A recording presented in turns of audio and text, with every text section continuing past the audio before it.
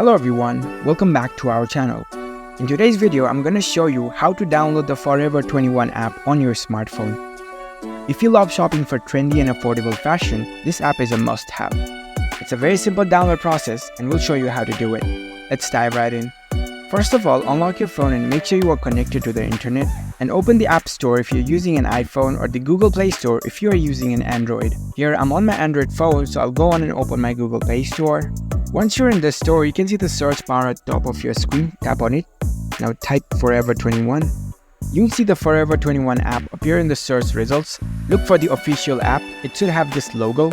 Once you have found the app, tap on it to open the app page. On the app page, here you can see the install button if you're using an Android, or a get button if you're using an iPhone. So tap on it to start downloading the app. The download process might take a few moments depending on your internet speed. Once the download is complete, you'll see an open button. Tap on it to launch the app.